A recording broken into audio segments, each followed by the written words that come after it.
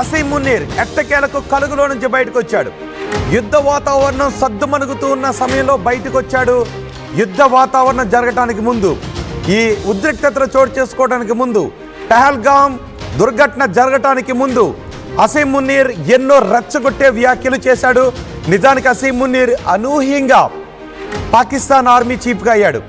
అవ్వకూడని వ్యక్తి, కానీ పాకిస్తాన్ ఆర్మీ చీఫ్గా మాట్లాడి భారతదేశంపై విషం కక్కే వ్యాఖ్యలు చేశాడు. తరతరాలకు పాకిస్తాన్లో భారతదేశంపై ఎలా విషం కక్కాలో ప్రతి జనరేషన్కి చెప్పాలి అన్నట్టుగా మాట్లాడాడు. అంతేకాదు పాకిస్తాన్ సత్తా ఏంటో భారత్కు తెలుసు అనే విధంగా మాట్లాడాడు. ఏప్రిల్ 16వ తారీఖున కారుకూతలు కూశాడు ఈ అసీం మునీర్. ఏప్రిల్ 22వ తారీఖున కాశ్మీర్లో ఘోరమైన దాడి జరిగింది మన భారతీయులపై. ఆ తర్వాత మనం ఆపరేషన్ సింధూర్ని ప్రారంభించాం. ఆపరేషన్ సింధూర్లో ఒకసారి చూడండి, ఎక్కడా బయటకు రాలేదు. ఒకసారి అదిగో ఆర్టీవీ స్క్రీన్ పైన చూస్తున్నాడు కదా, ఇతనే వీడే అసీం మునీర్.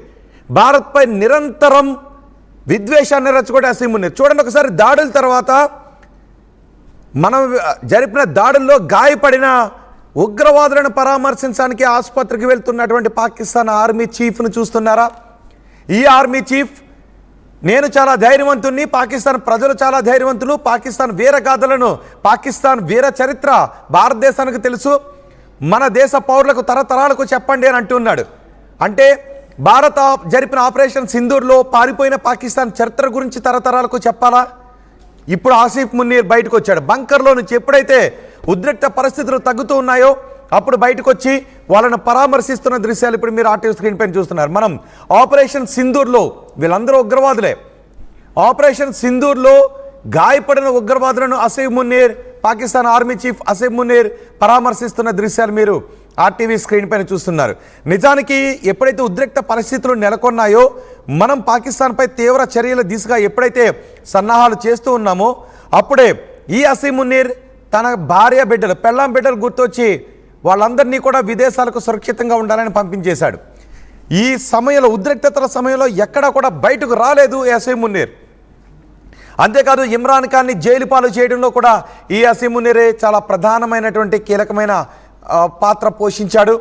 ఇప్పుడు బయటకు వచ్చి గాయపడిన ఉగ్రవాదులను పరామర్శిస్తున్నాడు. గతంలో భారత్పై అసీం మునీర్ ఎన్నో రెచ్చగొట్టే వ్యాఖ్యలు చేశాడు.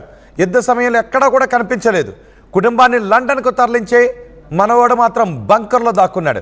ఒక్కసారి ఉద్రిక్త పరిస్థితులకు ముందు, పహల్గామ్ దాడి ఘటనకు ముందు అసీం మునీర్ ఏం మాట్లాడాడో చూద్దాం. पाकिस्तान की कहानी अपने बच्चों को जो है आपने जरूर सुनानी है, ताकि वो पाकिस्तान की कहानी ना भूलें. Well, our forefathers, they thought that we are different from the Hindus in every possible aspect of life. Our religion is different, our customs are different, our traditions are different, our thoughts are different, our ambitions are different. That was the foundation of the two-nation theory that was laid there. That we are two nations, we are not one nation. So because of that, our forefathers, they struggled, mounted that incessant struggle to create this country. Our forefathers, they have sacrificed immensely, and we have sacrificed a lot for the creation of this country. And we know how to defend it. My dear brothers and sisters and sons and daughters, please don't forget the story of Pakistan. And don't forget to narrate the story of Pakistan to your next generation, so that their bond with Pakistan, it never weakens. Whether it is the third generation or the fourth generation or the fifth generation, they know that what Pakistan is for them. आज तक इंसानियत की तारीख में सिर्फ 2 रियासतें हैं जो कलमे की बुनियाद पर बनी हैं. पहली जो थी उसका नाम है रियासत तैयबा, क्योंकि तैयबा जो है वो नबी करीम सल्लल्लाहु अलैहि वसल्लम ने उसको नाम दिया था. और जबकि कुरान में उसका नाम है यसरब, या अहले यसरिबा ला मुकाम लकुम फरजिउ, ये कुरान में नाम है उसका, जो आज जिसको मदीना अल मुनव्वरा कहा जाता है. और दूसरी रियासत जो है वो उसके 1300 साल के बाद अल्लाह ताला ने ये आपकी बनाई है, कलमे की बुनियाद के ऊपर. पाकिस्तान की कहानी अपने बच्चों को जो है आपने जरूर. ఈ అసీం మునీర్ ప్రతిక్షణం భారత్పై విషాన్ని కక్కుతూనే ఉంటాడు. ఇమ్రాన్ ఖాన్ కుటుంబాన్ని జైలు పాలు చేశాడు. అందుకే అసీం మునీర్పై ఆ దేశ ప్రజలు, ఇమ్రాన్ ఖాన్ అనుచరులు రగిలిపోతూ ఉంటారు. ఈ అసీం మునీర్ని ఎప్పుడు వేసేద్దామా అని ఎదురు చూస్తూ ఉంటుంటారు. ఈ అసీం మునీర్ ప్రతీక్ష నిజానికి భారత్లో పంజాబ్లో జలంధర్లో పుట్టాడు. దేశ విభజన తర్వాత వీళ్ళందరూ కూడా పాకిస్తాన్కి వెళ్ళిపోయారు. ఐఎస్ఐ చీఫ్గా పనిచేశాడు. ఐఎస్ఐ చీఫ్గా ఉన్నప్పుడే పుల్వామా అటాక్ కూడా జరిగింది. ఎప్పుడు నిరంతరం ఉగ్రవాదులతో కలిసి పనిచేస్తుంటుంటాడు. ఇమ్రాన్ ఖాన్ని జైలుకి పంపించాడు, కుట్రతోనే జైలుకి పంపించాడు. ఆ తర్వాత పదవీ కాలాన్ని ఆర్మీ చీఫ్ పదవీ కాలాన్ని 3 సంవత్సరాల నుంచి 5 సంవత్సరాలకు పెంచే విధంగా రాజ్యాంగ సవరణ కూడా చేయించాడు. పాకిస్తాన్ సుప్రీంకోర్టును కూడా గుప్పిట్లో పెట్టుకున్నాడు. భారత్పై విద్వేషాలు రెచ్చగొట్టి అసీం మునీర్పై కొన్ని వ్యతిరేకత వ్యక్తమవుతున్న నేపథ్యంలో దాన్ని దారి మళ్లించడానికి భారత్పై విద్వేషాన్ని కక్కడం మొదలుపెట్టాడు. పహల్గామ్ దాడి ఘటన వెనుక కూడా బహుశా అసీం మునీర్ పాత్ర ఉండొచ్చు అనే చర్చ కూడా ఉంది అనే మాటలు కూడా మనకి వినిపిస్తుంటుంటాయి.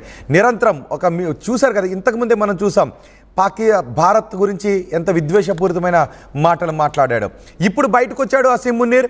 నిజానికి అసీం మునీర్ ఇప్పుడు రోడ్లపైన తిరిగితే అసీం మునీర్ని వేసేయటానికి ఇమ్రాన్ ఖాన్ అనుచరులే సిద్ధంగా ఉన్నారు. అందుకే అసీం మునీర్పై పెద్ద ఎత్తున విమర్శలు చెలరేగుతున్నాయి. అసీం మునీర్ని మార్చేస్తారు అని అనుకున్నారు. ఒక దశలో అసీం మునీర్ని అరెస్ట్ చేశారనే మాటలు కూడా వచ్చాయి.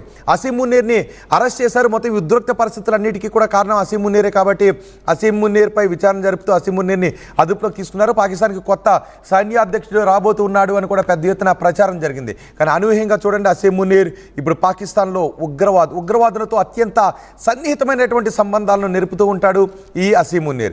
ఇప్పుడు హాస్పిటల్లో చికిత్స పొందుతున్న టెర్రరిస్టులను వెళ్ళి పరామర్శిస్తున్నాడు అసీం మునీర్. ఈ అసీం మునీర్ గురించి ఇప్పుడు మీరేమనుకుంటున్నారు? మీ అభిప్రాయాన్ని కామెంట్ బాక్స్లో తెలియజేయండి. మా ప్రతినిధి రామ్దాస్ ఉన్నారు పూర్తి సమాచారం అందించడానికి. రామ్దాస్, అసలు ఇలాంటి ఉద్రిక్త పరిస్థితులకు సగానికి పైగా కారణం ఈ అసీం మునీర్. అసీం మునీర్ పాకిస్తాన్ ప్రజలకి కూడా టార్గెట్. నిజానికి అసీం మునీర్ను కనబడితే వేసేయడానికి పాకిస్తాన్లో ఇమ్రాన్ ఖాన్ అనుచరులు కూడా సిద్ధంగా ఉన్నారు. అదే సమయంలో భారత్పై విద్వేషాన్ని కక్కుతూ ఇంతటి మారణహోమానికి కూడా కారకుడు ఈ అసీం మునీర్ అనే చర్చ కూడా జరుగుతుంది. ఈ ఉద్రిక్త వాతావరణంలో ఎక్కడా కూడా కనిపించలేదు. ఒక దశలో అరెస్ట్ చేశారు అనే వార్తలు వచ్చాయి, దేశం విడిచి పారిపోయాడనే వార్తలు వచ్చాయి. కానీ ఇప్పుడు ఉగ్రవాదులను పరామర్శిస్తున్న దృశ్యాలు బయటకు వస్తున్నాయి. ఎలా చూడాలి వీటిని? వాస్తవానికి ఈ పహల్గామ్ ఘటనకు సగం కారకుడు కాదు, పూర్తి కారకుడు అసీం మునీర్. ఎందుకంటే దీనికి ఆ ఘటనకు ఒక వారం రోజుల ముందు పాకిస్తాన్ ఎన్ఆర్ఐల సమావేశంలో అసీం మునీర్ చేసిన రెచ్చగొట్టే వ్యాఖ్యలే ప్రధానంగా ఈ ఘటనకు కారణం. కేవలం ఉగ్రవాదం సంబంధించినటువంటి మాటలే కాదు, అక్కడ ఖచ్చితంగా కంప్లీట్ గా అక్కడ హిందూ ముస్లిం ఇలాంటి వ్యతిరేక భావనతో అంటే ప్రధానంగా ముస్లింల విధానాలు వాళ్ళ అటువంటి ఆచార వ్యవహారాలకు సంబంధించి చాలా క్లియర్ గా చెప్పాడు. మనది ఒక ముస్లిం కంట్రీ అంటూ ఆయన చెప్తున్న విద్వేషపూరిత ప్రసంగమే అక్కడ చాలా ఈ దాడికి పురుగొల్పిందని చెప్పొచ్చు. దానికి ప్రతిబింబించేలా అక్కడ పహల్గామ్ లో దాడి జరిగిన తీరు కూడా మతాన్ని అడిగి మరీ కాల్చి చంపిన వ్యవహారం మనకు అక్కడ చాలా స్పష్టంగా అర్థమైంది. సరే, అక్కడ పూర్తి స్థాయిలో మునీర్ ఈ దాడులకు కారకుడైనది ప్రధాన ఆరోపణ. అయితే ఈ ఉద్రిక్తతలు ఎప్పుడైతే ప్రారంభమయ్యో తర్వాత అసీం మునీర్ పూర్తిగా అదృశ్యమయ్యాడు, అబ్స్కాండ్ అయ్యాడు. తర్వాత మునీర్ జాడెక్కడంటూ కూడా స్వదేశంలో కూడా విమర్శలు వెలువెత్తిన పరిస్థితి. ఆయన కుటుంబ సభ్యుల్ని లండన్ పంపించారు. చాలా మంది పాకిస్తాన్ ఆర్మీ వాళ్ళ కుటుంబ సభ్యుల్ని లండన్, న్యూజెర్సీ పంపించారు. వీళ్ళు ఎక్కడో కలుగులో తలదాచుకున్నారు బంకర్లలో. సో ఆ తర్వాత ఈ ఇంత ఉద్రిక్తతలు జరుగుతున్నా కూడా ఎన్నడూ ఎప్పుడు బయటికి రాని మునీర్ ఇప్పుడు అంటే పరిస్థితులు సీజ్ ఫైర్ ఇప్పుడు స్టార్ట్ అయింది, పరిస్థితులన్నీ చక్కబడ్డ తర్వాత ఇప్పుడు బయటకు వస్తున్నారు. అది కూడా మనం చేసిన అటాక్స్ ద్వారా ఎంతమంది అయితే గాయపడ్డారో వాళ్ళందరినీ కూడా ఇప్పుడు పరామర్శించే పనిలో ఆయన కనబడుతున్న పరిస్థితి. సో మొత్తం మీద అసీం మునీర్ వ్యవహార శైలి అయితే చాలా వివాదాస్పదమైందని చెప్పొచ్చు. ఇందాక మీరు చెప్పినట్టుగా ఆయనకు అనూహ్యంగా ఈ పదవి అయితే కట్టబెట్టిన పరిస్థితి, ముఖ్యంగా ఆర్మీ చీఫ్ పదవి అనూహ్యంగా ఆయన వచ్చిన పరిస్థితి కనబడుతోంది. అంటే ప్రధానంగా